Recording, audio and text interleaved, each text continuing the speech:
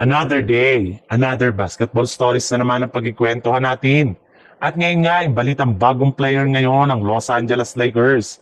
At ang balitang tuloy na nga daw ang trade din na Michael Porter Jr. at Jonathan Kuminga. Napatunayan na nga na hindi talaga sapat ang kasalukuyang lineup ng Los Angeles Lakers para makapag-compete sila sa kampyonato ngayong season. Hindi nga daw proportionate ang record ng Lakers ngayon sa ipinapakita nilang performance. Sa lamya nga ng kanilang galaw ay nagmumukha nga silang isang play-in tournament team lamang. Kaya sa ganitong klaseng pangyayari ay mismo ang isang Lakers insider na nga nagsabi na handa na nga daw ang kanilang front office na gumawa ng trade as soon as possible bago pa man sumapit ang trade deadline sa unang linggo ng Pebrero.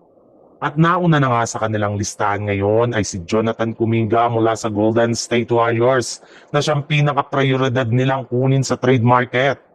Expected na rin naman nga na magbibigay ang Lakers ng offer si Rob Pelinka sa Warriors na bubuuhin ni na Jared Vanderbilt, Dalton Knick at si Maxi Kleber. Kailangan na nga daw talaga ngayon ng Lakers na magkaroon ng isang legit na 3-and-D player na makakatulong sa kanilang team, especially kina Luka Doncic at LeBron James. Sa ibang balita naman, nagkaroon na naman nga ang Golden State Warriors ng impressive game kahapon matapos nilang talunin at tambakan kanina ang kupunan ng Charlotte Hornets sa score na 136-116 sa pangunguna ni DeAnthony Milton na kumuha ng 24 points off the bench. Draymond Green na nagtala ng 20 points at Stephen Curry na kumana rin naman ng 14 points. At dahil nga sa kanilang pagkapanalo ay umangat na nga sa 24 wins at 19 losses ang kanilang kasalukuyang record bilang ika-8 seed.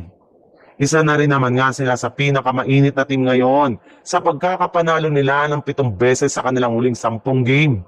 Pero sa kabila nga ng magandang ipinapakitang performance ngayon ng Golden State Warriors, ay ibinulgar pa rin nga ng isang NBA insider na tuloy pa rin nga ang trade ni Jonathan Kuminga ngayong season. Gagamitin pa rin nga nila ito upang makuha ang kanilang target na si Michael Porter Jr. mula sa Brooklyn Nets as soon as possible.